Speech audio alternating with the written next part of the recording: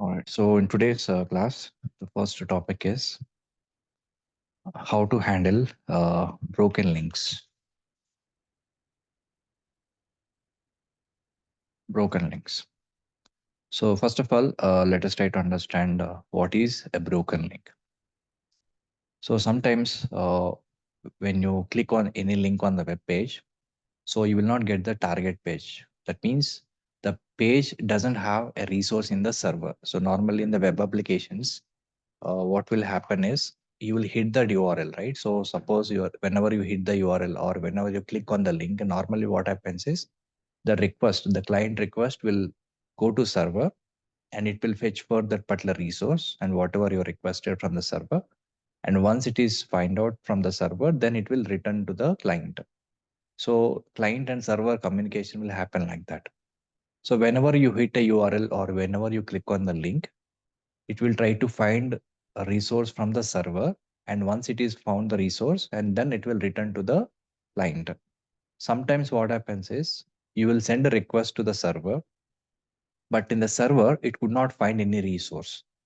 Then it will give you some kind of an error, page not found, or resources not available, okay, or 401 error, something like this. So whenever you click on a link or whenever you send a URL, you will not get proper resource from the server because the resource is not available in the server. In that case, we can call those type of links are called broken links. Means that link is doesn't have a corresponding resource in the server. So such type of links we can call them as a broken links. Let me show you an example.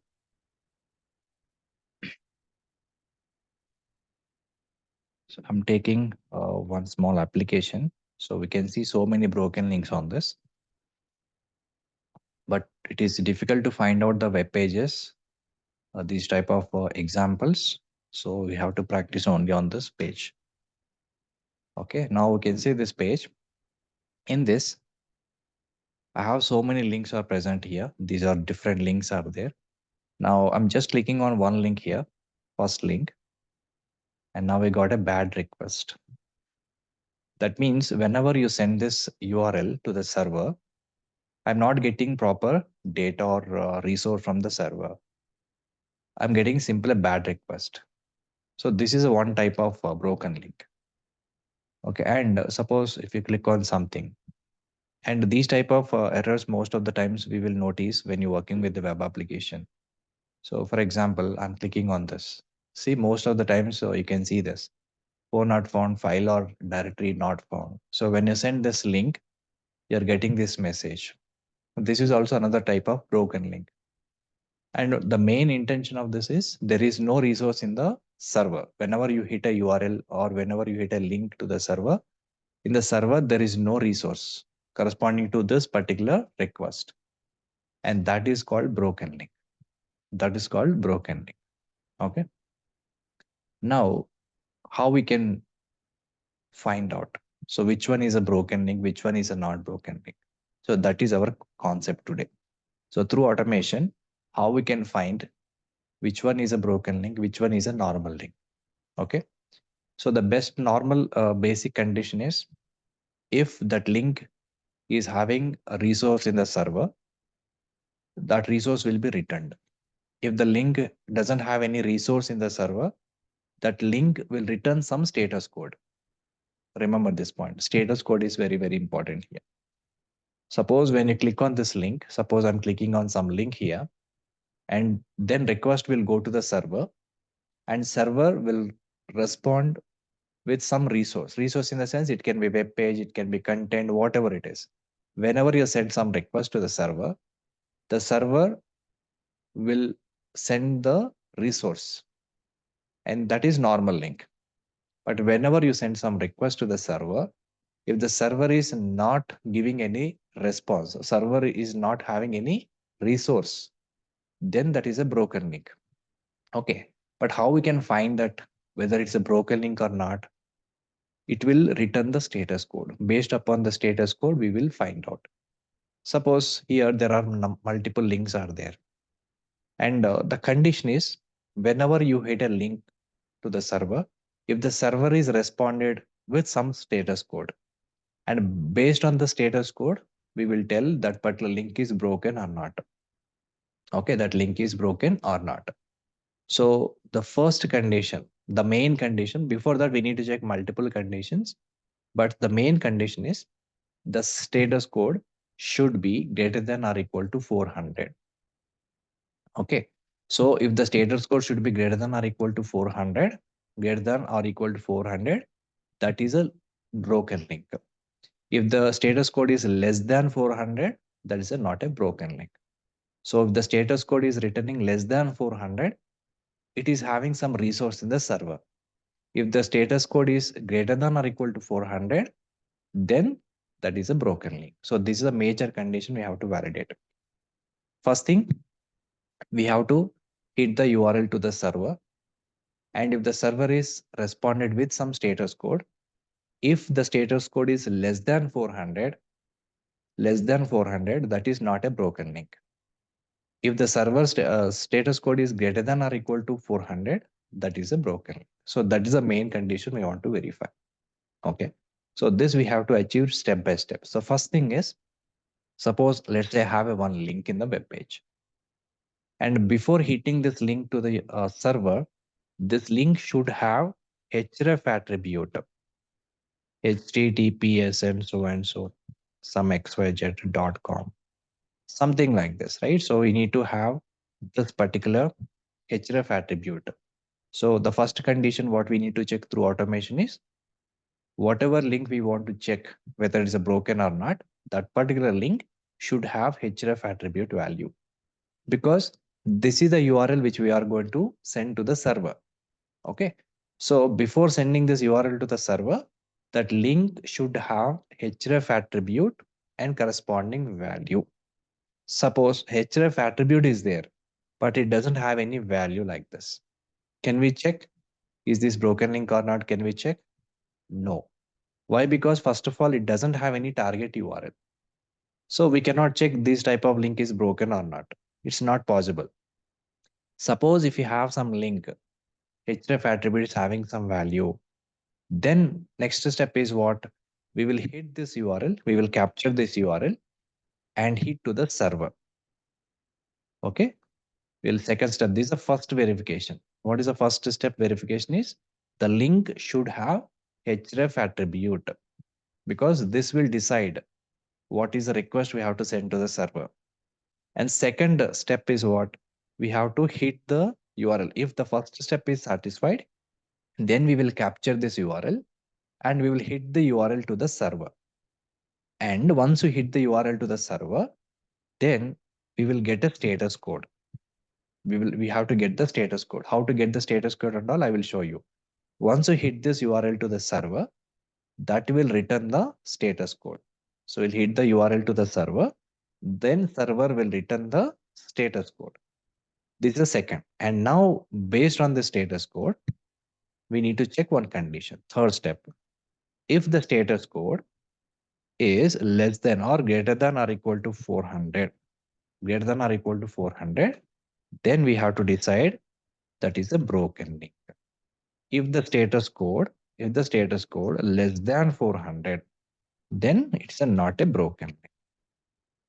So these are the three conditions we need to verify whether it is a broken link or not. First thing, the link should have href attribute along with the value. And second step, if the values exist, then we will capture the href attribute value and we will hit this URL to the server and capture the status code. And if the status code is greater than equal to 400, that is a broken link. Less than 400, it is not a broken. So these are the three conditions we need to check on the links. If you have a 10 links or 20 links or 30 links on your web page, for every link, we have to repeat the same process. For every link, we have to repeat the same process. Okay, this is a concept. What is broken link and how to verify. Now, let us put in this an automation. Through automation, how we can do this. So there are special classes and methods are there. Anyway, we can capture this URL from the href attribute. We have a method called get attribute of value method. Get attribute of href. When I say href in get attribute, that will return the URL. This is fine. But once you get an URL, how we can hit this URL to the server? We should not open this URL on the browser.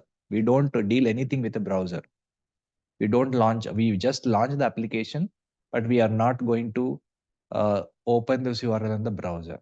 We are going to hit this URL to the server through certain methods because we want to get the status code. Because if you open this URL in the browser, you won't get any status code. You will get just a response message, but you won't get the status code. So we want to get the status code. So to get the status code, we have to send this URL to the server in a different way. Then only we'll get the status code. So once you get the status code, we will put one condition. If the status code is greater than equal to 400, that is a broken link. If it is less than 400, it's not a broken. So these are the three things we have to repeat for every link in the web page. Okay. So everybody's understood these three conditions. How we will say a link is a broken link or is not? These are the three conditions. Okay. So if it is a broken link, the status code should be greater than or equal to 400. If it is not a broken link, the status code should be less than 400. But how we will get the status code? Before getting the status code, we have to capture the href attribute URL, hit to the server, then we'll get the status code. Once you get the status code, we can easily compare this. And all these things we have to repeat for all the links which are available in the web page. Okay, now we'll do this step by step. Listen very carefully.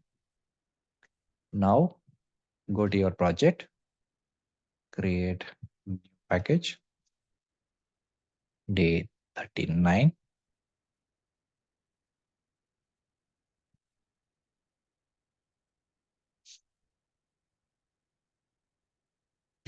Broken links, main method, save finish. Exactly. It is related to get method. Not only get to post, okay, put. There are multiple requests we have in the APIs, but here we are just sending the request. Okay, so now, yeah, so let's create WebDriver.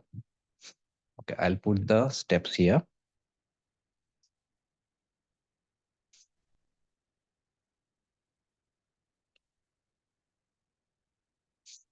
Okay, same steps we are going to implement. Step 1, 2, 3, one by one. Okay. So first of all, we need to launch our application, which contains all the broken links, and WebDriver driver equal to new Chrome driver.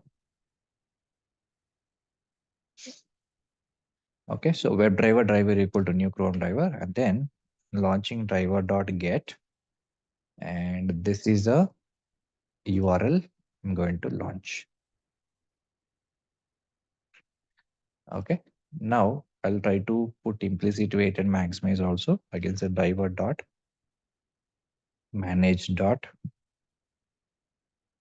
timeouts dot implicitly weight duration dot of seconds 10, and also driver dot manage dot window dot maximize. So this will maximize the page. Okay. So now we'll try to implement these steps for every link in the web page. So how to capture? First requirement is what? We want to capture this href attribute for every link which is present in this page. There are so many links are there. We want to capture href attribute value of every link. Okay, now tell me how to capture href attribute value from that link. How to write href attribute for every link we have to capture. Every link. So first of all, let's capture all the links. Okay. So how to capture all the links? By using tag name, because every link is having same tag name A that we need to capture. So let us capture all the links first. So driver dot find elements. Okay, find elements by dot tag name is A. So this will return all the links, right? So I can say links. And what is the type of this variable is list of web element. So now we captured all the links from the page, all the links from the page. So now what we need to do is, let me just print how many links are there. System.out.println total number of links dot size. Okay, this will give you total number of links. Okay, so now we need to capture this href attribute for every link. Okay, but before capturing, that link should have, right, href attribute value should present, and only those links we required. Otherwise, we have to do some filter here. So there are 3 levels of filters. First level filter is before capturing this value of the href attribute. First of all, we have to check href attribute is having value or not. If href attribute doesn't have any value, for example, we cannot check, right, that link is broken or not. We cannot check. So the first condition is what? Before capturing this URL, the first condition is what? Href should have some value here. Then only we can check, right? So I'll put one condition here. What condition I put is if. Okay, so what I can do, I can take one for loop. Okay, I can take one for loop. And I'm reading each and every link into a variable. One by one, we have to capture, right? So link. And here, this is my link element. And what's the type of this variable is web element. Okay, now from all the links, I'm getting each and every link one by one into this variable using for loop. Now take this link element dot get attribute of which attribute value we have to capture, which attribute value, href attribute. So that we have to specify. Okay, so this will return href attribute value. For example, normally this URL will be there inside the href. That is a value will be returned. That is in string format. It is in string format, right? So I'll store this in a string format. String, I can say href attribute value. So from the link element, I'm getting the attribute of href attribute, and then I'm storing this value. Now, what is our first condition? This the href attribute should have some value.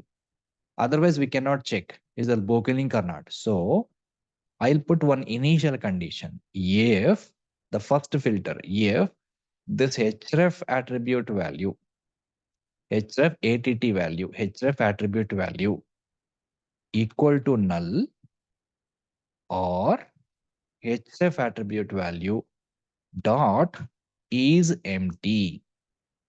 Okay, then what we have to take, what we have to tell, it is not possible. Here you can say not possible to check. Okay, simple what you can say, href attribute value is null or empty.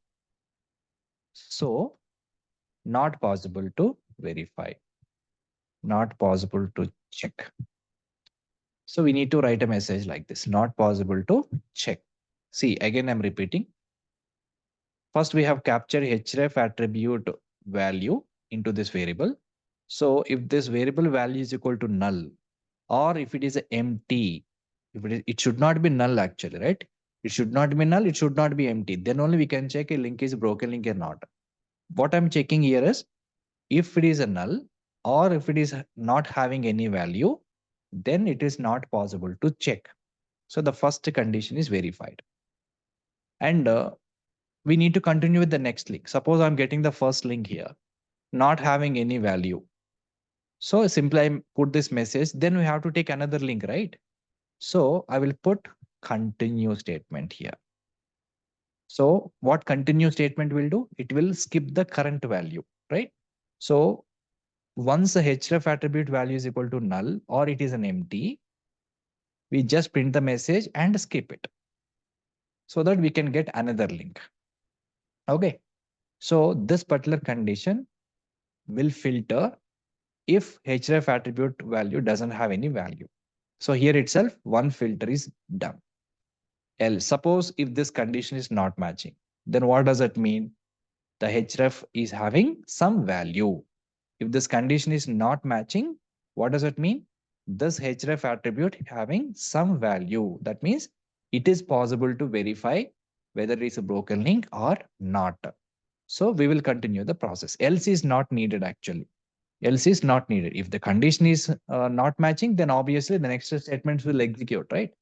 So if the condition is not matching, then it will go to the next link. It will skip the current link and it will go to the next link. That's the logic. Now, if this condition is not matching, that means what? This href attribute value variable having some URL, some value. Now we'll start the second process. This process we have to start. So we whatever capture the value we have, so that we have to hit to the server, then we'll have to get the status code. So now we capture the href attribute value. We have to send this URL to the server. How to send this URL to the server? So here we have a certain method is there. So here, this is the first condition is done. Now second thing, we already captured the href attribute value. We verified whether it is null or empty. If it is a null or empty, we are skipping it and getting the another link. Now let us assume now this href attribute value is having some URL. And now we have to hit this URL to the server. How to hit this URL to the server? Hit URL to the server. How to hit it? So here, currently this URL is in string format. Currently this URL is in the string format. URL in the sense href attribute value. That is there in the string format. So if it is there in string format, we cannot hit this to the server. Now it should be in URL format. URL format. String to URL format you have to convert. So how to convert this in URL format is very simple. First we need to create an URL class object. URL link URL equal to new URL of, we have to pass this href attribute value. So what this statement will do is this particular statement will convert this href attribute value into URL format. URL format. If it is not converted, still it is in string format that we cannot send to the server. So whenever you want to hit to the server, it should be in URL form. Now this URL class we have to import from java.net package. Now this is converted into URL format. This will throw some exception, just I will add that later. So this particular URL, the string type of href attribute is converted into URL format that I have stored in link URL. Now we have to send this to the server. We have to hit the server using this URL. So that's the next statement. So for that, you have to take this link URL dot, there is a method called open connection. Open connection. So what this method will do is, this method will open connection to the server. Okay, this method will open connection to the server. Once you open connection to the server, this will return a connection object. A connection object. So what we need to do is we need to create one connection object like this. HTTP URL connection link URL equal to link URL. This is a major step. Sorry. Link URL dot open connection. See, in the first step, we converted this href attribute value or this URL into URL format. Once you converted this URL format, by using that URL format dot open connection. So this will basically opens the connection to the server, because before hitting the URL to the server, the connection should be established. So this will open connection to the server. So how we can understand this open connection to the server? For example, if you want to travel from one place to another place, first we need to establish the way or road, right? Then only we can travel. So this method will do that. So we have that URL, there is a server. And if you want to hit the URL to the server, we need to establish the connection. So this open connection method will do that. By using this link URL, we are opening the connection to the server. But when you open connection to the server, this will return that connection. And that connection we have to store in a variable. Here we need to create one variable called connection. And what is the type of this variable is HTTP URL connection. So this HTTP URL connection we have to import from java.net package. And here it will ask you the typecasting.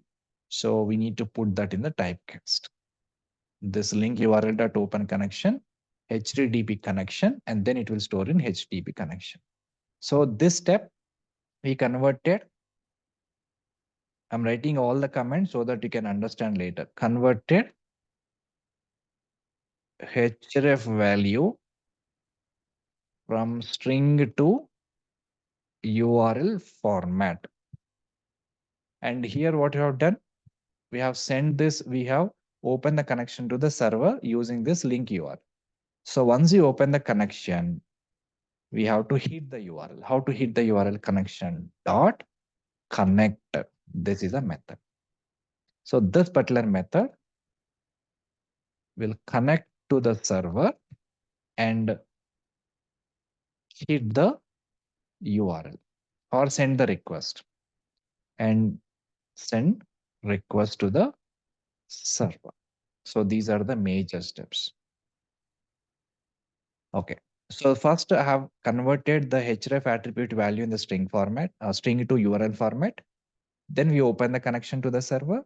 Then we send this URL to the server. We send the request to the server. So these are the three steps. So once you connected, so this connection is there, right? So this connection will return something actually. So the open connection will return a lot of things and all of them stored in this variable. From this variable, we can extract the status code. So how to extract the status code from this variable is we will extract it. So connection variable dot. So HTTP connection is basically a class, predefined class in Java. These are all from Java itself, not from Selenium WebDriver. Okay, these are all new methods which are come from Java itself. And URL is also a class, predefined class. Okay, so now from this connection, we have to get the status code. So what we have done so far, we captured the href attribute and we have checked here href is having the value or not. If it doesn't have any value, we'll skip it. If it is a value, then convert it into URL format, open the connection, hit to the server, and once hit the server, we have to capture the status code. So connection dot get status code. There is a method called, get response code dot get response code. So this will give the response code.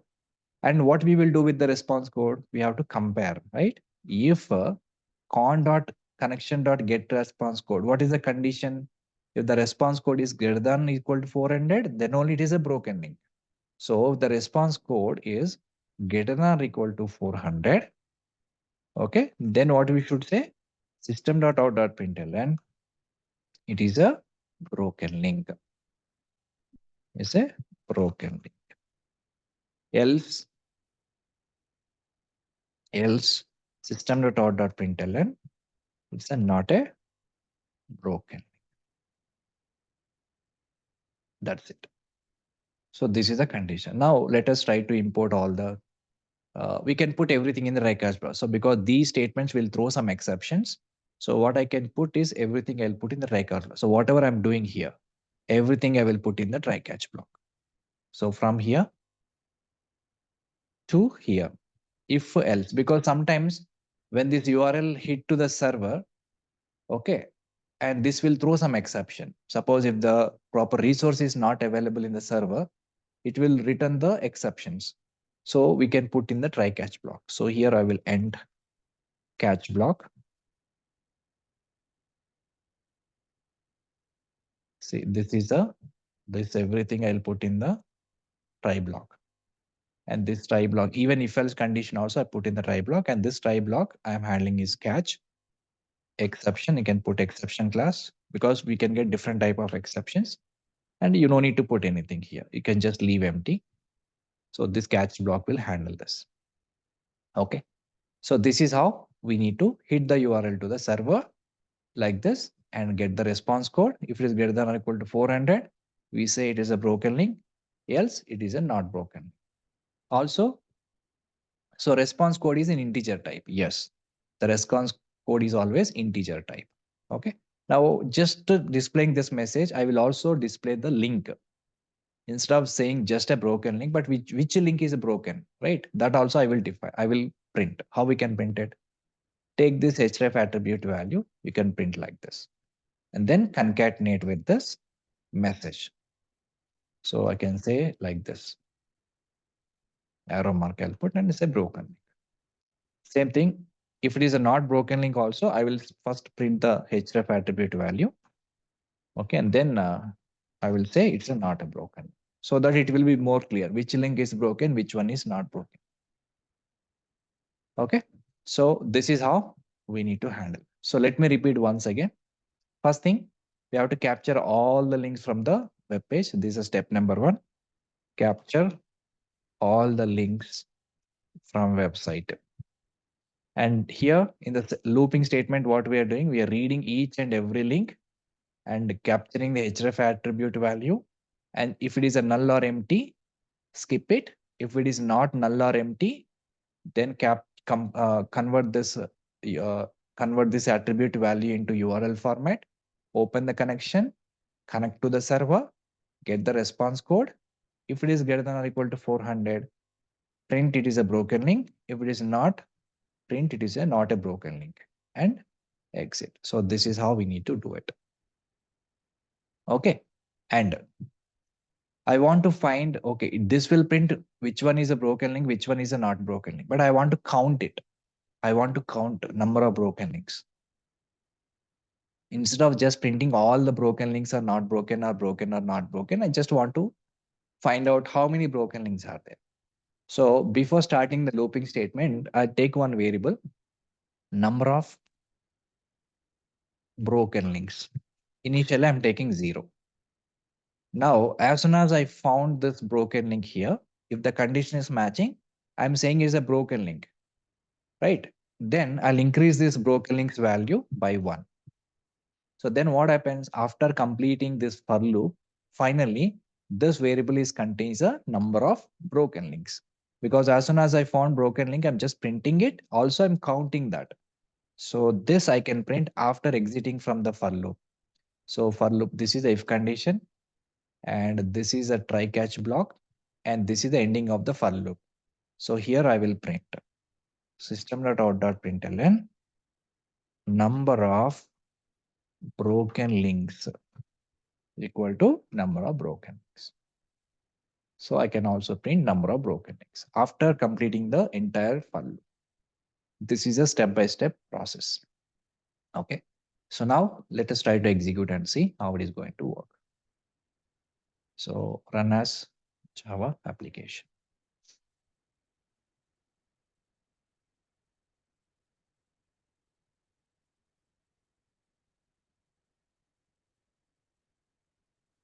Now let me go to Eclipse. Now you can see it is just printing the link. Then also it is saying broken link or not.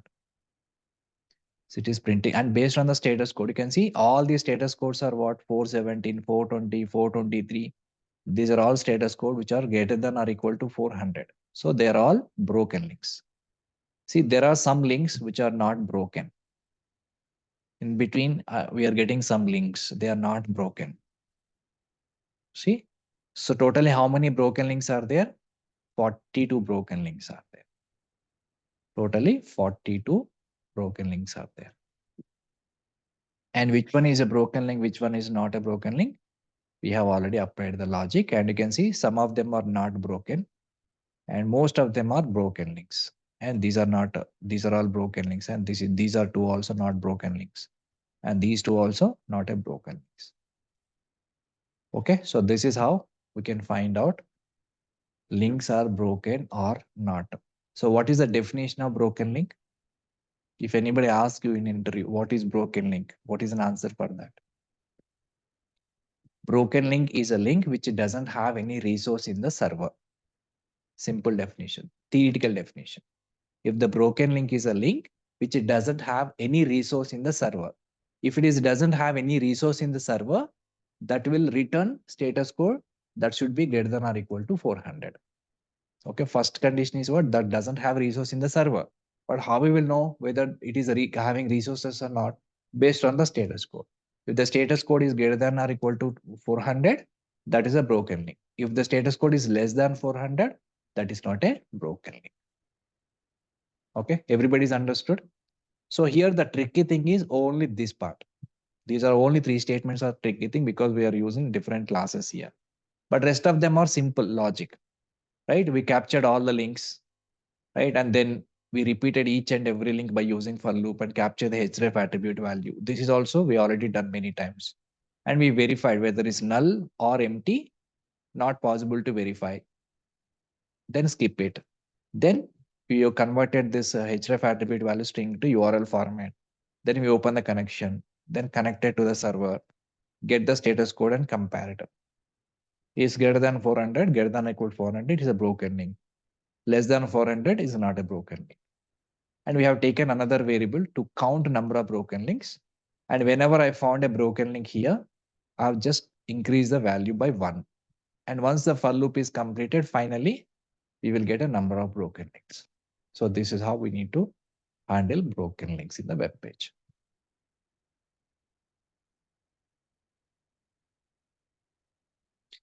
So whatever the status code you are getting greater than or equal to 400, all are broken links. All are broken links. So all the server related issue is nothing but what? Resources not available in the server. So in those cases only you will get the server related issues. So if I go back to this page, if I click on any link, so you are getting these kind of a messages. Client browser does not accept MIME type. Different conditions and different messages will be written. But if you consider all of them together, there is no proper resource in the server corresponding to that link. Then you will get these type of messages in the browser. And based on the status code, we have to decide. Even all 500 series also comes under broken links. Okay. If I don't use continue, what will happen? It's a very basic Java question. If I don't use continue, then what will happen? So if this condition is matching, we are just printing this message. Okay. And if I don't use continue, then what happens? It will start executing the rest of the code. It will not skip this current href attribute value. If I don't use continue, what will happen is the condition is true. For example, condition is true and we are printing not possible to check. But rest of the statements also will execute for the same link. That should not happen, right? So if it is not possible to check, we have to skip it. If it is a possible to check, then rest of the code will execute. But if you don't put continue, then what happens? If condition is not matching, it will print not possible. But for that link, it will also do all this stuff. It shouldn't happen, right? If the URL is present, then only this should happen. If the URL is not there, this should not happen.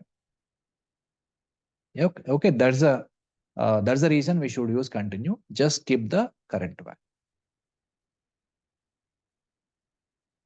Okay, just try one round of execution and very simple. But you need to remember these conditions. This is most important. The first condition, the href attribute should have some URL. Second condition, when you hit this URL, you will get the status code. If the status code is greater than or equal to 400, which is a broken link, less than 400 is not a broken. So these are the conditions. Everybody is clear on this? So if anybody asks you what is broken link, can you explain? You should explain all these things. And especially even though if you're not able to write the code, no problem. At least you have to explain the logic during interview. That's the most important. Nobody asks you to write the code. At least you should say what is broken link, how to capture, how to validate. These things are most important. Okay. Now, let's move on to the next one. Another most important topic, shadow DOMs. How to handle shadow DOM.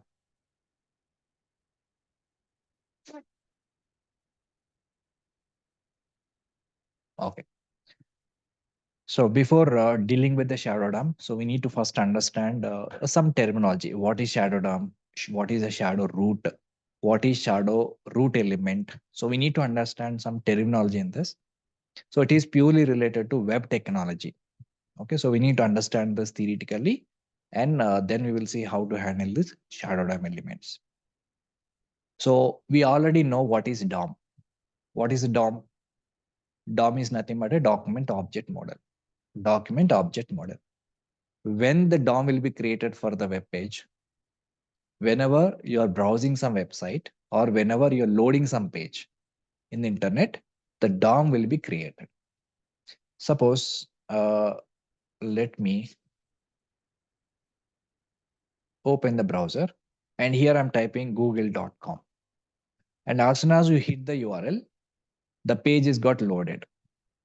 And where we can see the DOM, when I right click and inspect, so here, whatever you can see, these are all, this is called DOM structure. So this will be created at the runtime. So whenever you hit this URL, this DOM will be created. This is just a normally DOM. But what is a shadow DOM? And what is a shadow root and shadow root element? These are the things we need to understand.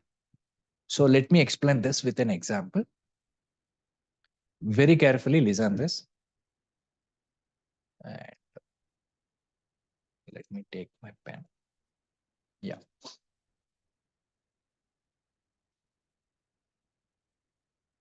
So let us say this is a web page. So this is our web page. So for this particular page, let's say we got some DOM. Okay, so let's say this is my DOM. So document object model. So for this web page, we got some DOM. It will create at the runtime. Okay. So sometimes what happens is after loading this DOM, after loading this entire web page, in the same web page, there will be some another sections. There will be some another, we can say this is a sub DOMs. Okay. And this particular DOM will be loaded. So this DOM is having another DOM. And this is having another DOM. So this is a kind of a web technology. So instead of loading everything, first they will load a basic DOM, and inside this they will load another DOM. Inside this there is another DOM will be loaded. Okay, and this is called main document, or we can say main DOM, or we can say root. Okay, root shadow we can say. Okay, and this is called, these two are called, these are root shadow, and these two we can call as a shadow roots. These are the main DOM here.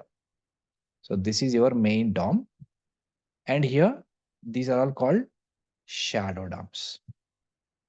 Shadow DOMs means what? A DOM contains another DOM, which is called a shadow DOM.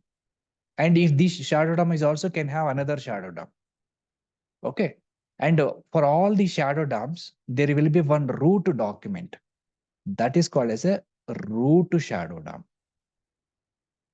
Root shadow DOM. So I will show you the picture so that you can clearly understand. So let me open the picture.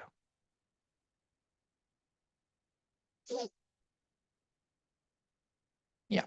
So look at this.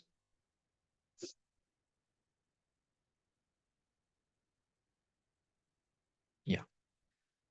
So in this particular DOM, this is architecture of the DOMs and everything.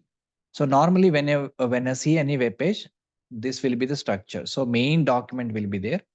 Inside this shadow host, this is a hierarchy first. First one, document. Document in the sense a web page. The document contains a shadow host.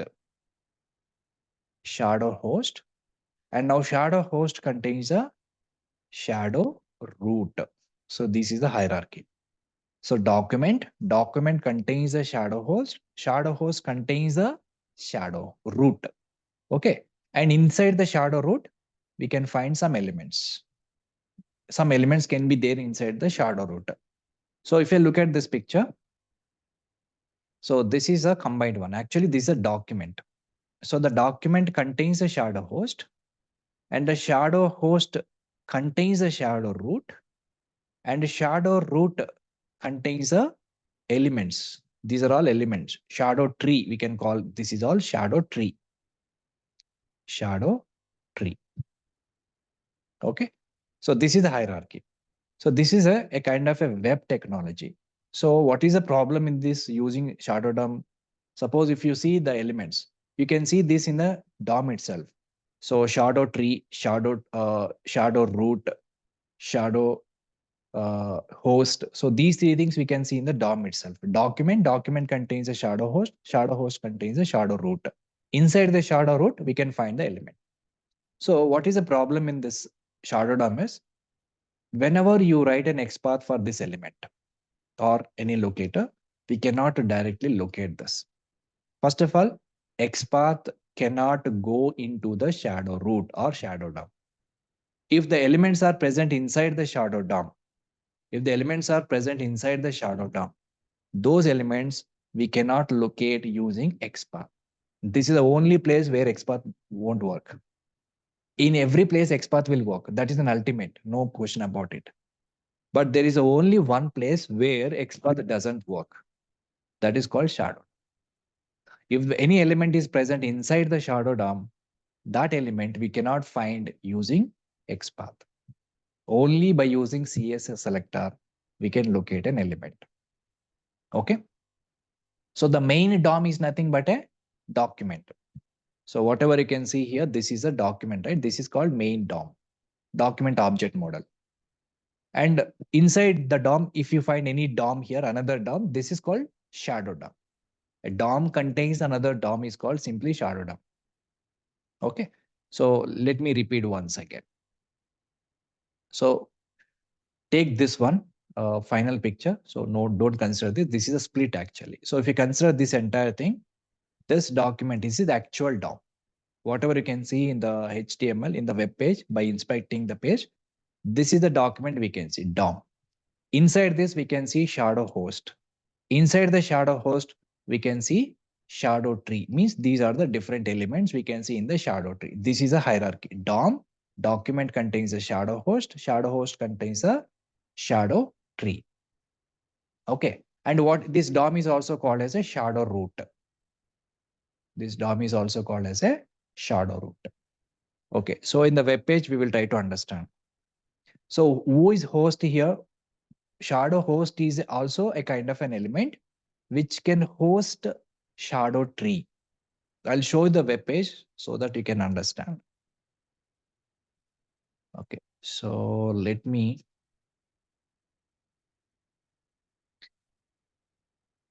take over one web page so that you can understand. Yeah.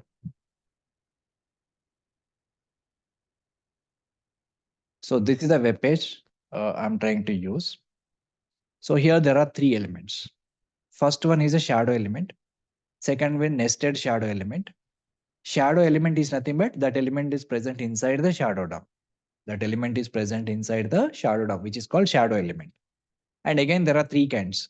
Just a shadow element, nested shadow element, multi-nested shadow element.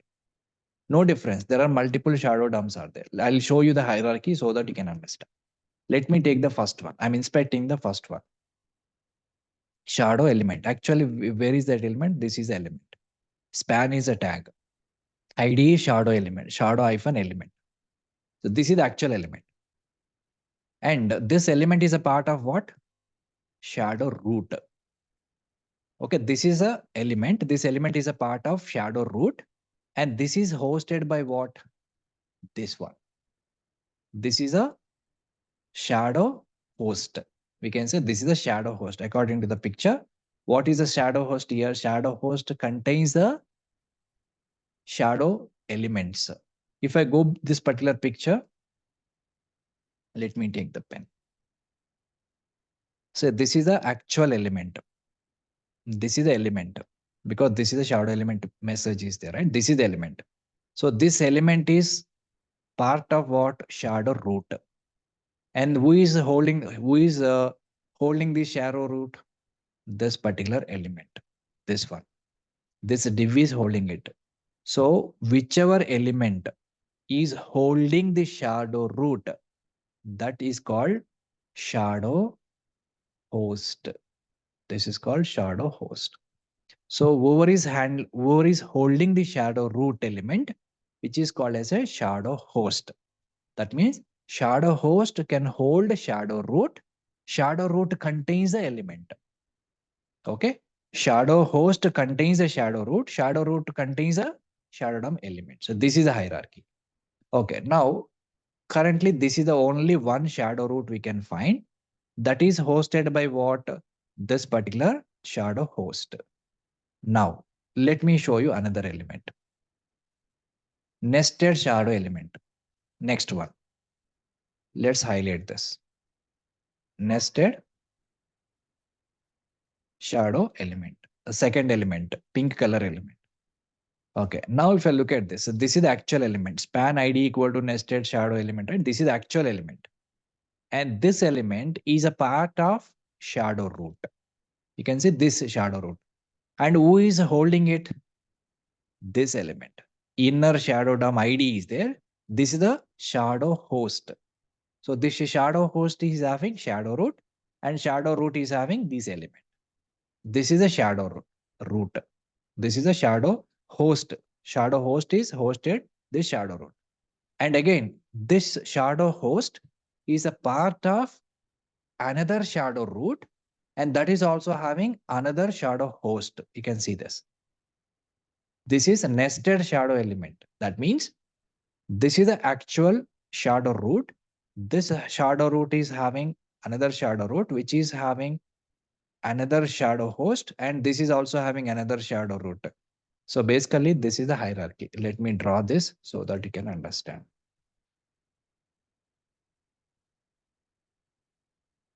Okay. Shadow host contains a shadow root and which contains a element. Okay, this is one set. Now, this is also part of another shadow root. This is also having another element. This is hosted by another host. That means one shadow host can have another shadow host. Okay. So this is the hierarchy. Now, let me show you another one. Third one. Multi-nested shadow element. Take this one. So this is the actual element. This is the actual element, multi-nested shadow element. This is a part of what? Shadow root. And this is hosted by what? Nested shadow DOM. So this is the first host. And again, this is hosted in another shadow root. And this shadow root is hosted in this element. So this is a second shadow host. Again, this is a part of another root. And this is held by this one.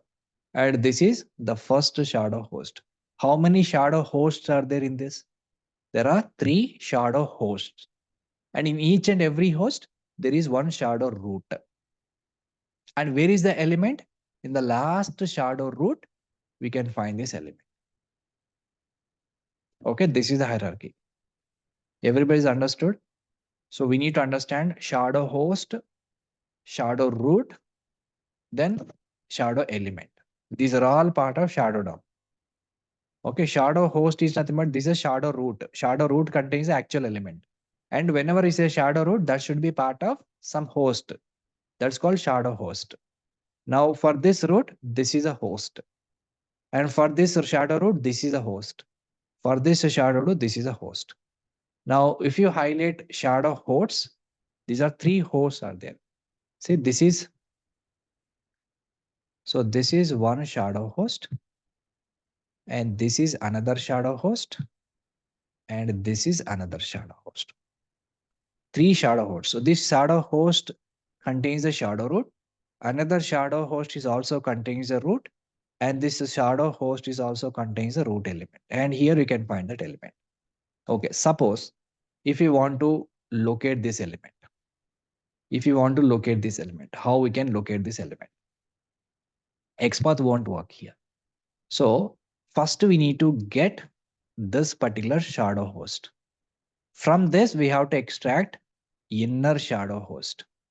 From this, we have to extract another shadow host.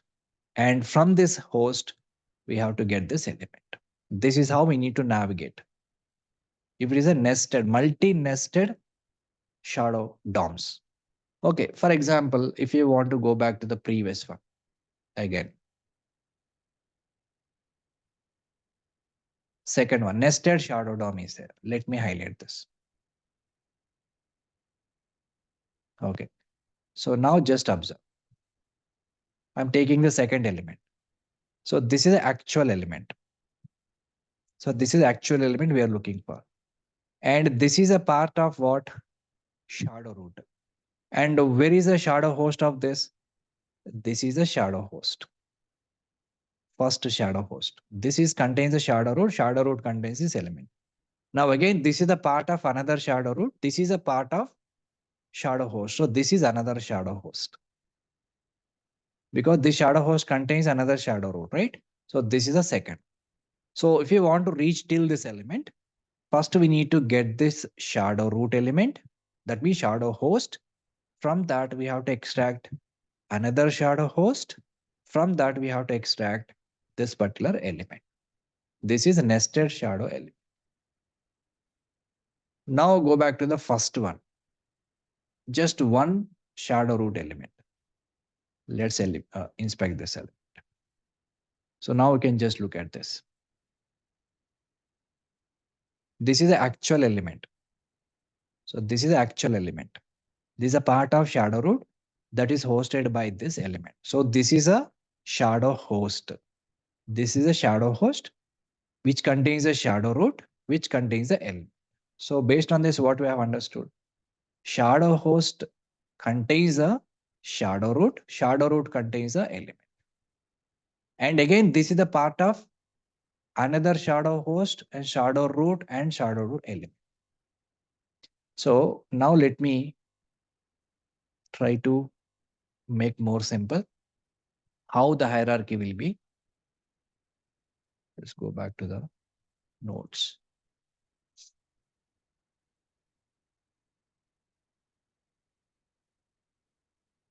Okay. So first shadow host. This shadow host contains what? Shadow root. And shadow root contains what? Element. Okay, now this is also having, this element is also having another shadow host. And this is also having again shadow root. This is having some element. So this is the hierarchy. If you want to reach till this element, how we can read?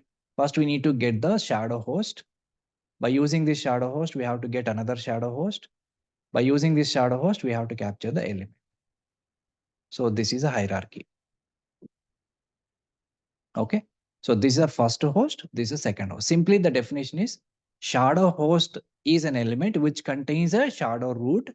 The shadow root contains a shadow tree. So first it will come to the host. Host contains a root. Root contains a tree.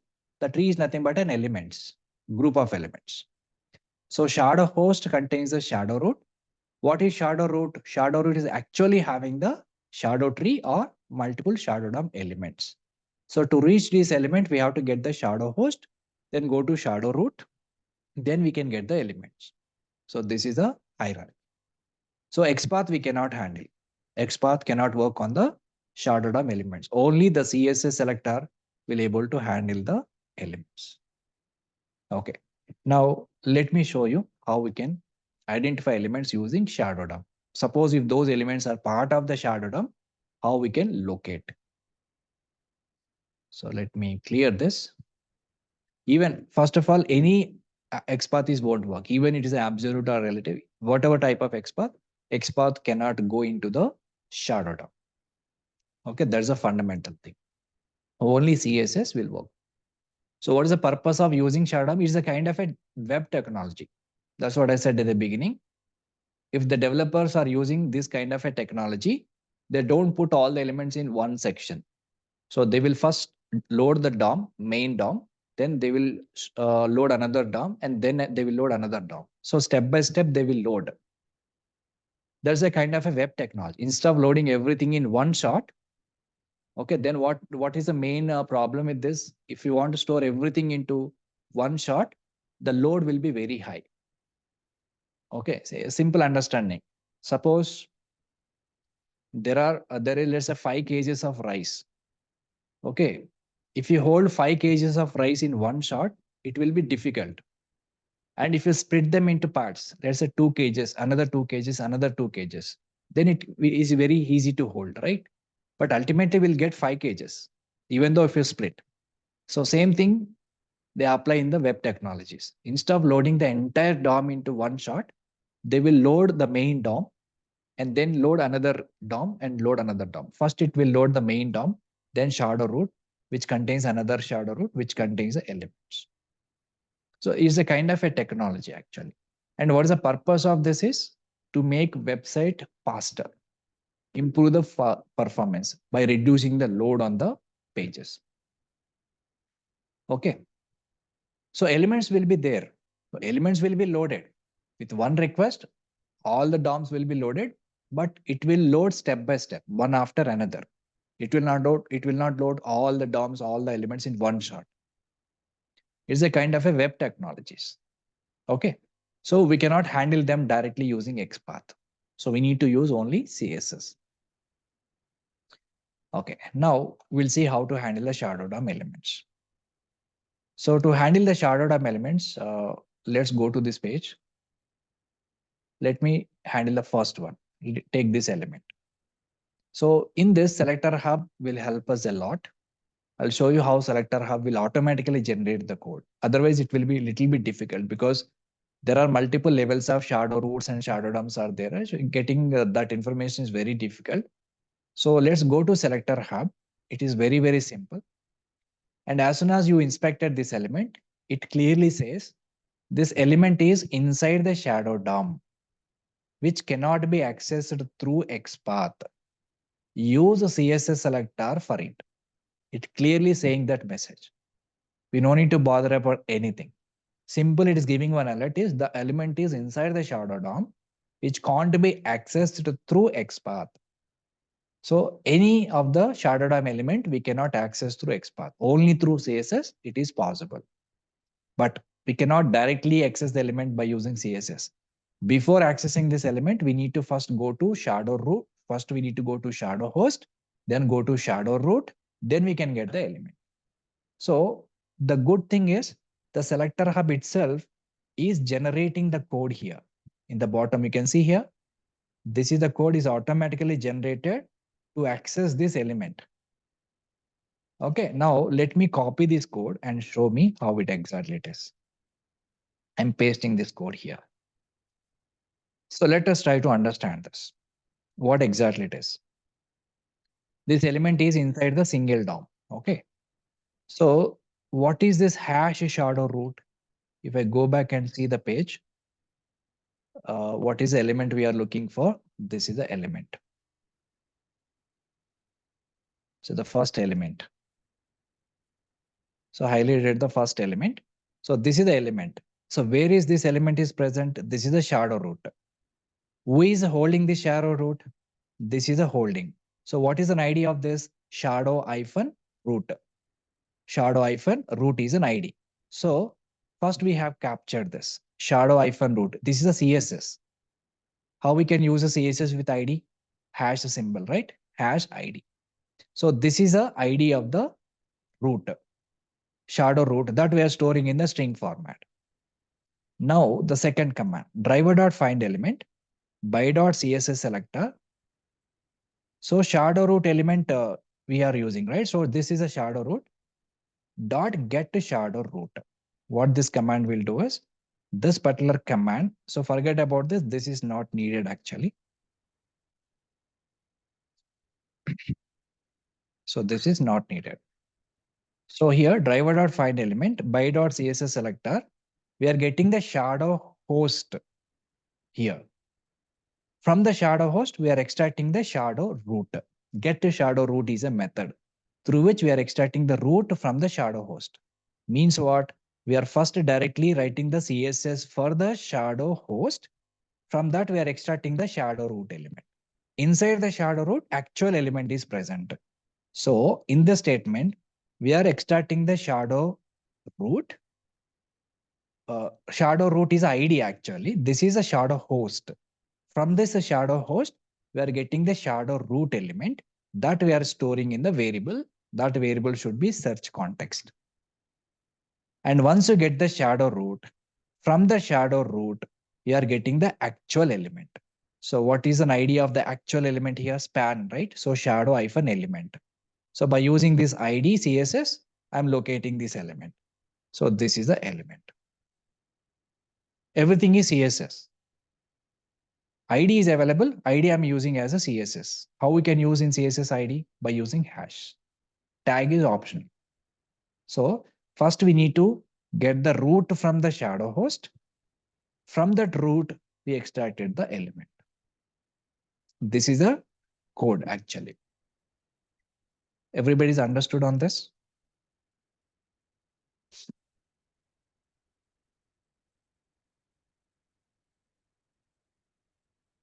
So the code is understood, everyone. So by using this particular script.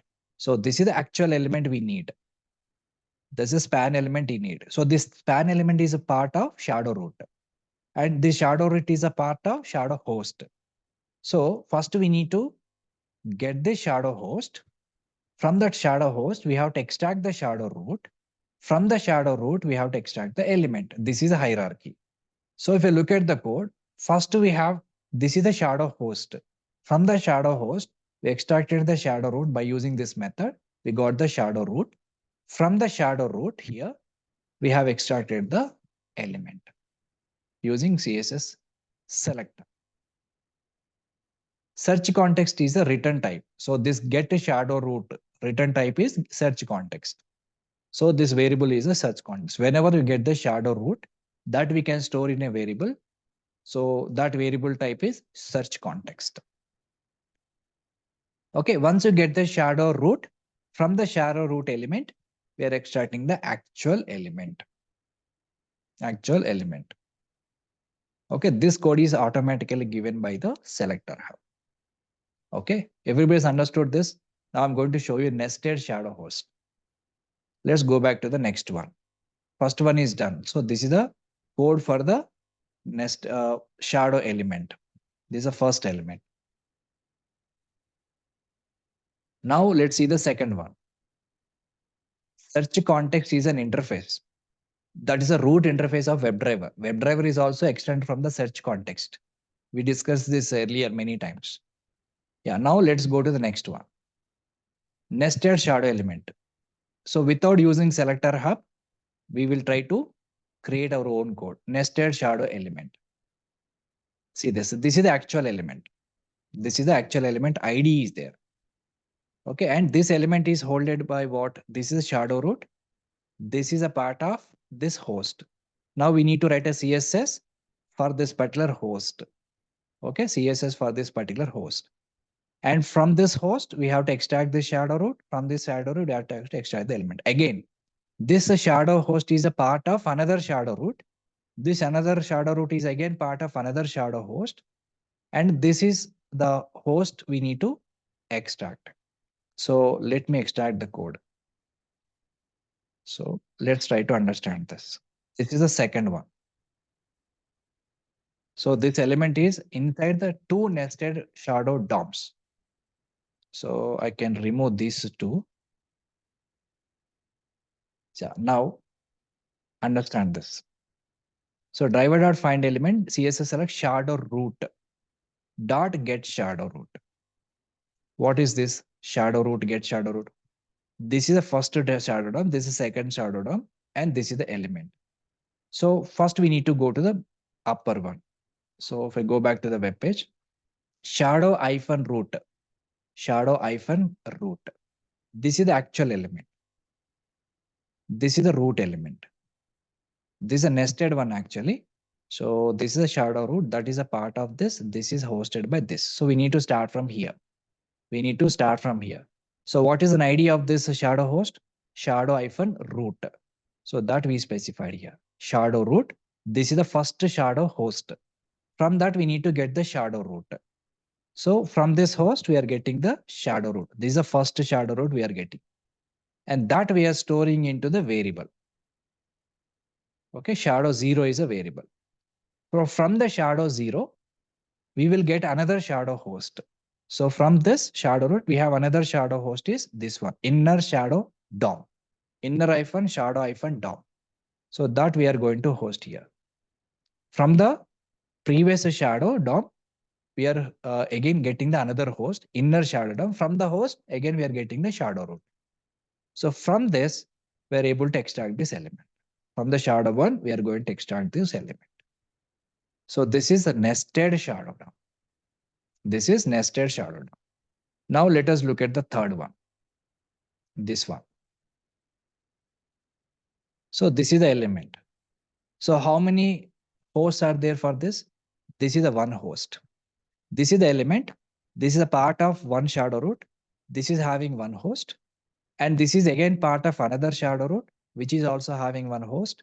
And again, this is a part of another shadow root that is also having one host. Totally 3 hosts are there. From these 3 hosts, we have to get 3 shadow roots.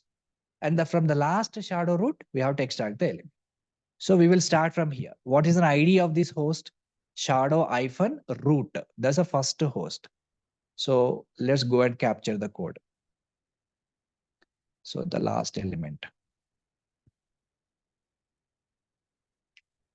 Third one.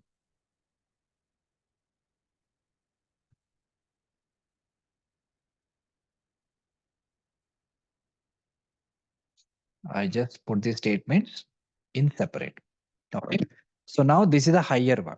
So shadow-root. If I look at here, this is the first element. Inspect this. And this is one shadow root. This is another shadow root. And here we need to start from here. Shadow-root is a main host, which contains a shadow root. So first we need to extract this. So the first statement is extracted. Driver.find element shadow root get shadow root. So this will give the first one, first host. And again, by using the first host, we need to go to the second one. Where is the second one? Here it is. Shadow root. What is the parent? This one. Inner shadow hyphen DOM. That we have to extract. So this one, inner shadow DOM. And get shadow root. This will get the another shadow. And by using this, we have to get another shadow DOM. Go back to here. And by using this inner shadow DOM, we got this root. And again, go to the root. What is the host of this? This one. Nested hyphen shadow hyphen DOM is a host of this one. So here, nested hyphen shadow DOM and get to shadow host. This will get the last one. From this last one, we have to extract the element. So shadow to find element by.css selector. And what is an idea of this element here is multi-nested shadow element. That is we specified. Everything is a CSS. There is no XPath or nothing. Okay. So this is how we need to write our code to get the, what is the ultimate goal is to get this element. To get this element, we have to navigate from the beginning. What is a main host? And that is hosted by another one. That is again hosted by another one. So we need to start from the beginning. We need to go dip into each and every host and root. Then finally we get this element. Okay, if a single element in single DOM, you can directly get the host, from that extract the root and find that element. Okay, so this is the process of handling shadow DOM elements. And selector hub will help us. If we do not have selector hub, we need to write our own code like this. Okay, why they put sleep command for every DOM? Because every DOM will be loaded one by one, step by step. So by loading step by step, there will be definitely some delay. Okay, that's the reason thread.sleep we put for every DOM. That is mandatory. If you do not put this thread.sleep at least 1 second delay, sometimes it will not work. It will throw some exception.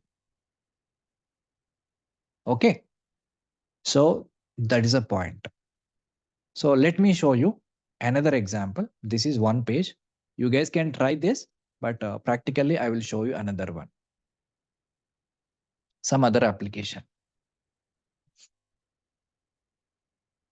Yeah, take this. So here I have one input box.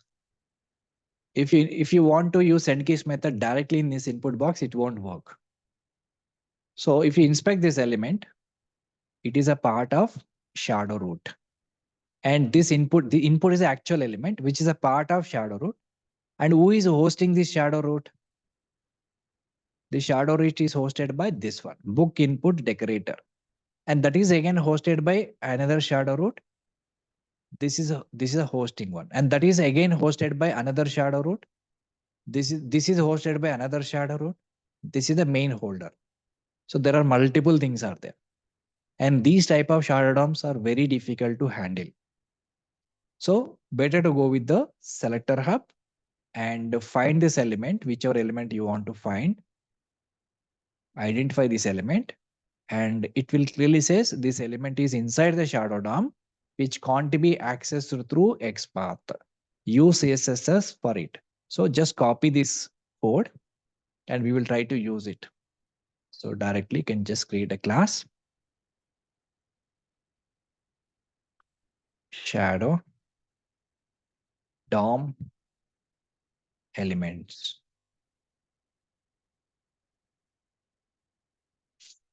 Let's create WebDriver.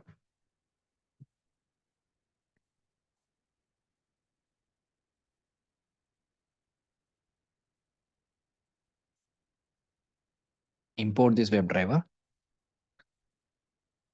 Okay, now I launch my page and then maximize it. So now I want to interact with this element. This is a part of shadow DOM. So selector hub is generated the code. So I'm just copying this code here. The search context we have to import. Okay. Now just observe. So this is the element inside the shadow DOM. So this is the main host, host one. And from the host, this is the actual storing in the string. Book app title. So this is optional. Just taken a variable actually. This we can comment. No need. This is the main thing. So driver.find element by.css selector. This is the main host of shadow root. From that we are getting the shadow root. So we got in the shadow. And by using shadow, we are finding the element by using CSS selector input. So basically, it is not captured a host in between. It is basically what it is does is, if I go back to the code again, so book app, book hyphen app, app title equal to books. Where is this element present? Book hyphen app. You can see this. This is the one. So they have taken, this is the main hold, which contains a main shadow root. And this particular shadow root is having multiple shadow roots, but they are ignoring all of them.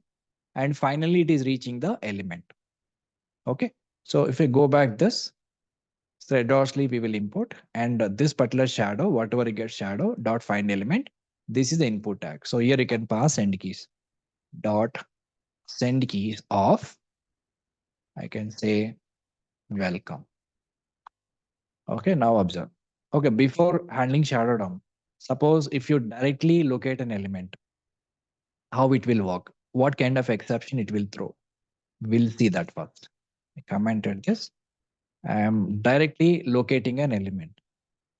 Driver dot find element by dot CSS selector. You can also use XPath here, no problem. But we'll see what is an exception it will throw.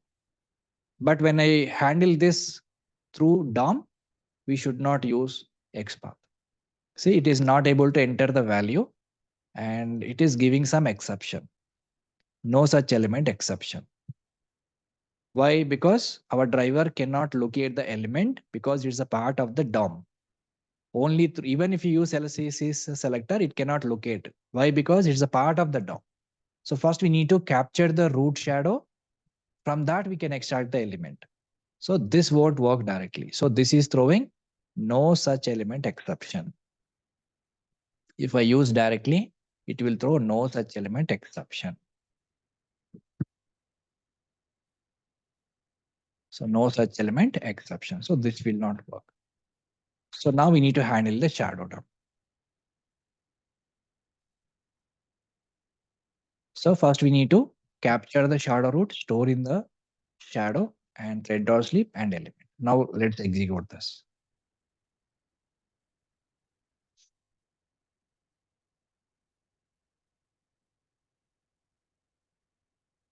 See, now it is successfully entered the value.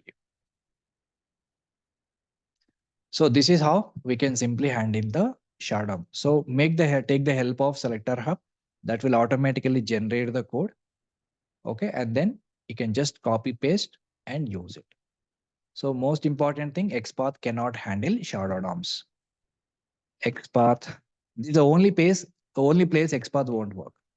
XPath cannot handle shadow DOM elements.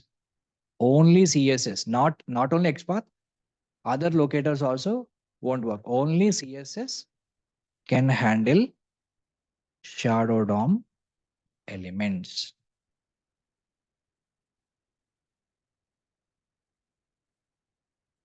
So they have directly taken this. Let me show you this once again.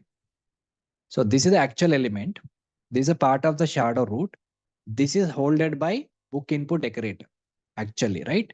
And again, this is holded by another shadow root, which is holded by this one. So we can also skip the between this. Actually, we can also skip them one after another. We can skip them actually. So they have taken main hold is this one. Main shadow host is this one. From that, they're getting the entire shadow root. Means it will get all the roots, everyone. And wherever this input tag is there, they are capturing it. So that's how they have designed this. So they directly get the host, main host. This is the book app title equal to books. From there, they are extracting the element. Okay. So we cannot look at this element with single step. So we need to write a multiple steps. So this is the way we can handle the shadow DOM elements. But if you do not have selector hub, it is very, very complicated to handle this element. Okay, so you don't need to do anything. Just inspect the element. Selector hub will clearly intimate you whether this element is a part of the DOM or not. Clearly show you it is inside of the DOM, cannot access through XPath. So immediately just copy this piece of code and use it.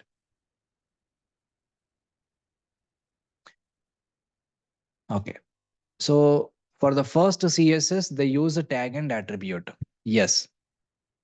Yes. So yeah, this is the tag and attribute. So tag is optional. Tag is optional, but they have used tag and attribute. Even is a nested shadow DOM, it is handle line, single shadow DOM. Yes. But we need to first capture the main host. From that, we can navigate to any shadow root. Because if the main host contains the 3 shadow roots, you can get it any shadow root. Like that. Okay, so you guys can try this as an assignment. I'll give it to you. Okay, so this is the one. So 3 are there. So you can take one of them, first one or last one, whatever. So I want to capture the text from this element. So multi-nested shadow DOM is there. Very simple. I already captured the code also for those 3 elements. Just you need to copy paste. And for the last element, you have to use getText method. If I use getText method, this will return the text value. Okay, same thing for the third element. For the last element, you have to use getText. That will return the getText. So all 3 elements I have already given the code, and rest of them you guys can explore. Okay, this is the shadow DOM. So shadow DOM cannot be handled through XPath. That's the main point. Only through CSS we can handle. Now, so let's move to the next one. SVG type of elements. SVG elements. SVG elements are basically nothing but a image, small icons you can see on the web page, right? So basically we cannot click on the icons. icons. I'll show you practically how it will work. So what is an SVG element? How we can handle this? Let's go to Orange HRM.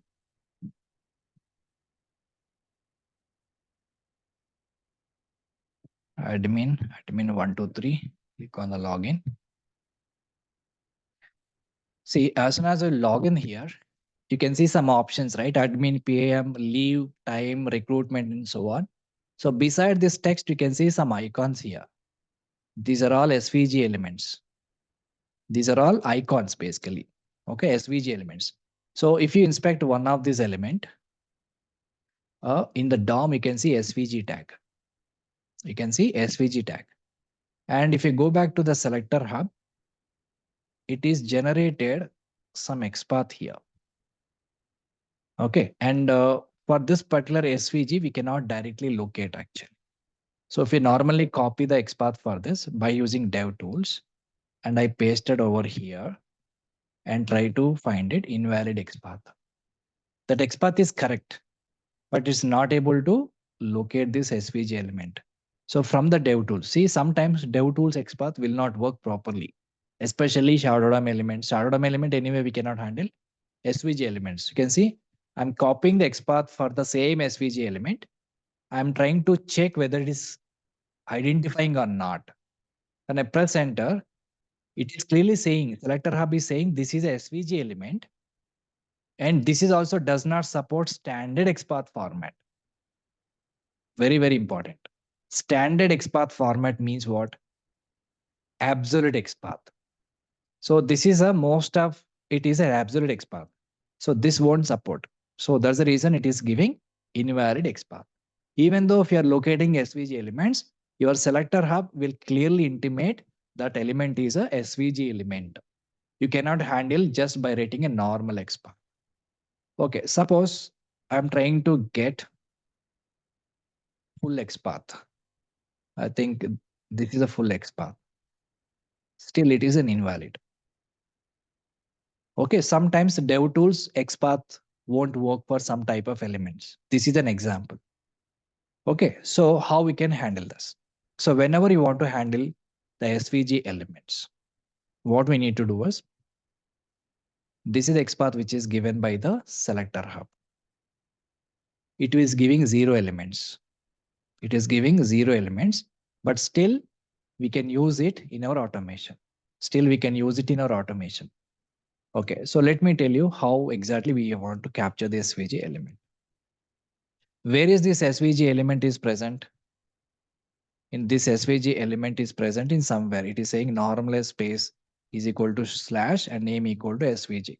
So let me locate this element. Let's say PIM. So this is the actual SVG element. Inside the SVG, there is a G. Inside the G, there are so many things are there. This is basically a kind of technology they use to create an icons. Okay, now this is the actual SVG element. This we need to find out. And this is the anchor tag, and all of them are LA tag. So normal XPath won't work. So this is a syntax we have to use for SVG element. Okay, let me copy this. This is for just a second.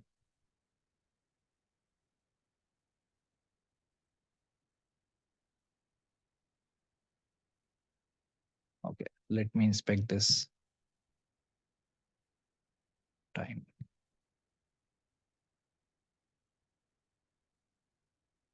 See, this is one element is matching. So these are different type of XPath. So let me go to time.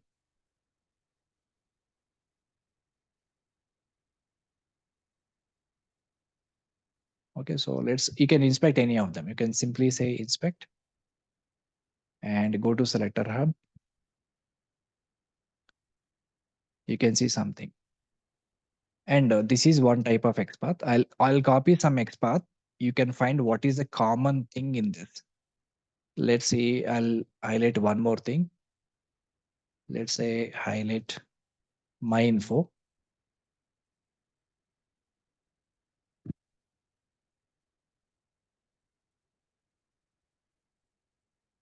It is giving something else. This is our performance.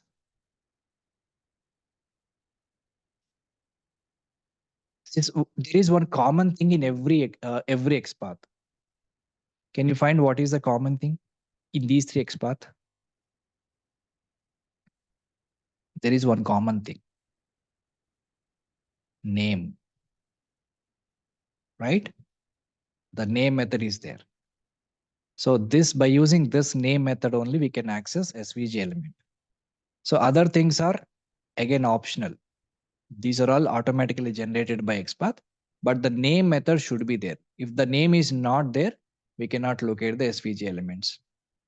Okay, now this is the XPath I have written. One element is matching. So let me use it in the DevTools window. I say Control F and I put here. See, it is exactly matching with this element. Actually, if I look at this, okay, let me inspect. See, this is the element which is captured. So name is a method, extra method, which we'll use to locate SVG elements. And other than this, it is captured another elements. Okay. So SVG elements also we cannot directly access by using standard XPath. So we have to use something called name method. So by using name method, we can access SVG elements. So DevTools cannot give SVG elements. Only through selector hub, we can capture XPath for the SVG elements. Remember this. So let me try to use in our automation test script. So we can just use a new class. Yes. So name is only the representing tag name for SVG element. I'll show you this. Just a moment. SVG handle SVG elements.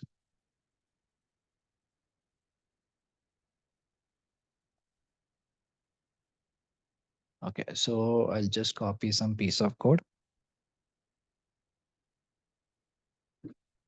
Okay, I just log in, open our application,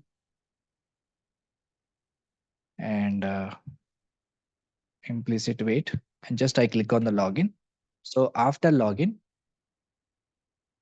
so let us try to inspect the element directly by using XPath. Okay, let's say I have something called time. Let me inspect this time. Where is this time? Yeah. Okay, actually this is the element, time element. In the SVG, there is an element. Okay. Let's capture the XPath for this directly. I'm inspecting this icon. Okay, when I'm inspecting this line is got highlighted. Now I'm copying the XPath directly and use it and see what is the exception it will throw. Driver.find element by.xpath dot click. This is the direct XPath I have written. We'll see whether it is able to click or not. And what type of exception it will give you. We'll see that. See, it is not able to click on the time. It is giving some exception. Yeah, it is still trying. Yeah. So no such element exception. That is unable to locate exception. So what type of XPath we have given is here is absolute XPath, full XPath we have given. So the complete XPath which we have given. So let us try with the relative XPath. So this is with absolute XPath. It will not work. And let's try with the relative XPath. So how to create relative XPath for this? Inspect this element. Okay, and this is a span. This is actually SVG element. Let me put this.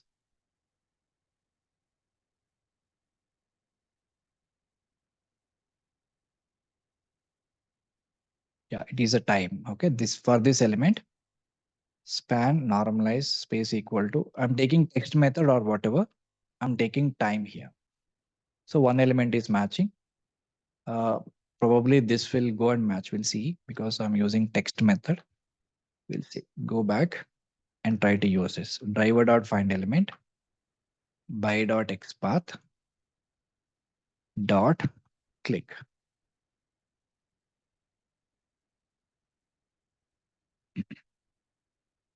Okay, and one more thing in this particular time.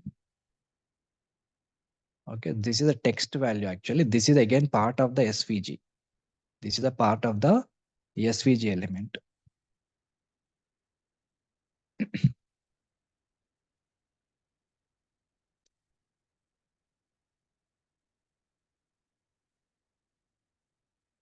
Yeah, it is successfully clicked. Why? Because we have directly taken the text value. We have not located this SVG element. So this is working fine. But through SVG element, we cannot find that element. So we need to use a name method. So this is relative XPath using. So this will work fine. So now let me write identify SVG element. Identify the SVG element. So now let us try to inspect this element. Okay, and get this.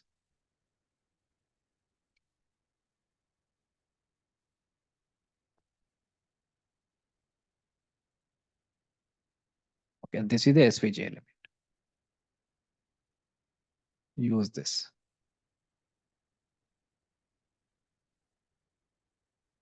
So name equal to SVG, we have to specify. Go back, driver dot find. This time I'm exactly identifying the SVG element, not on the text. So by dot XPath, here XPath will work, but standard XPath will not work. Normally, if I capture XPath, that won't work. Along with this, we need to additionally add this method, name equal to SVG dot click.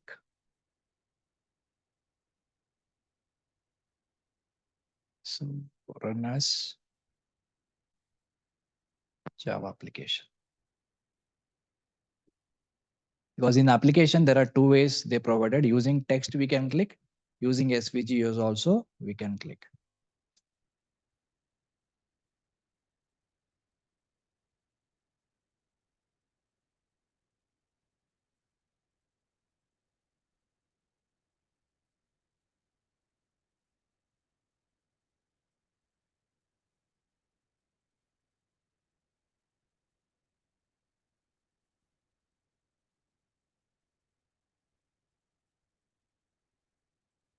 What time sheets? I think something went wrong.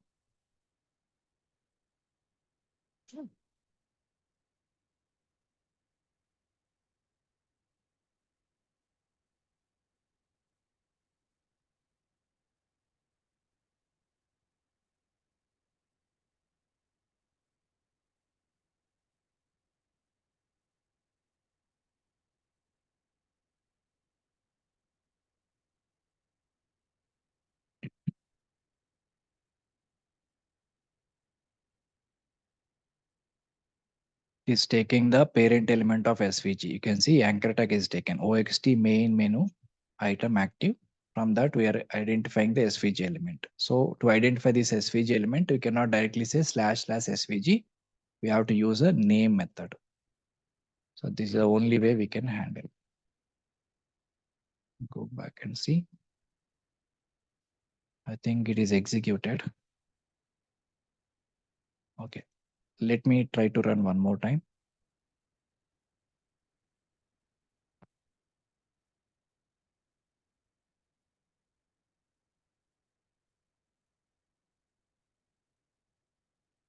SVG element, we can perform click action.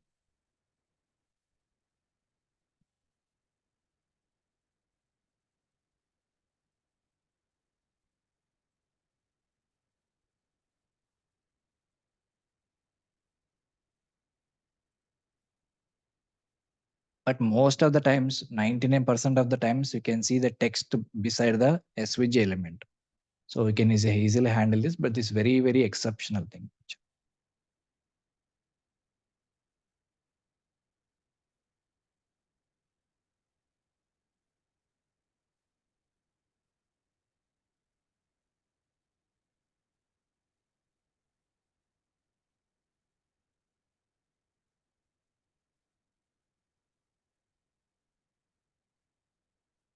So normally if I give slash SVG, it won't work because there's an SVG element. You have to use only name attribute. This is the only way we can handle. Yeah, it is exited without having any error. Maybe some problem from my application side. It is not allow us to click on this SVG element. But we don't get any exception. That means this statement is successfully executed. But that's not showing on the application. You guys can try this. This is the right export. Okay, let me try to use another one.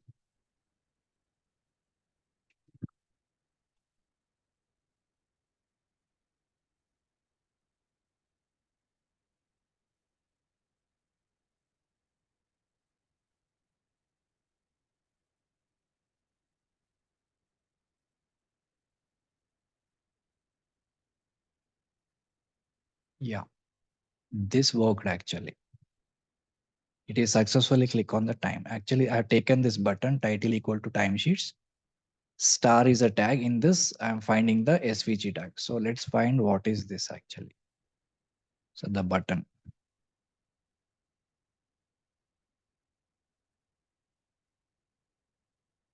Zero element. Title equal to timesheets. Can you find anywhere title equal to timesheets somewhere? Zero matching.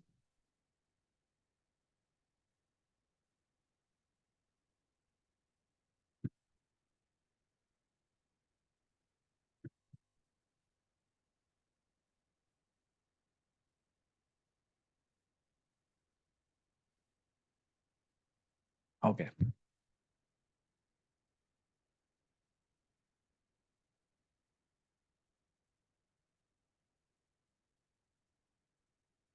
Okay, I think this won't work. Yeah, you guys can try this. This one, not this one. This will work actually. So if you have an SVG element, direct XPath will not work or standard XPath will not work. You have to use name method. So to representing the SVG tag, you have to use this name. So if I directly put to slash SVG, that will not work. Okay, you have to use especially this particular name attribute. So then it will work. So just try this for other elements. There are multiple things are there. SVG elements. I'll also give another assignment for this. You do just do one round of practice. Right? So let us stop here for today's session. We have seen how to handle broken link and shadow DOM and then SVG elements. So apart from this, I will also share some of the videos. So I have explained some other scenarios related to SVG and DOM, shadow DOM. You can go through those videos and you can understand more detail about it. Apart from these examples, whatever we discussed today's session, and if you need another examples, I'll share some of the other videos. You guys can try that. Okay. That's it. I'll stop here for today's session and we'll continue tomorrow.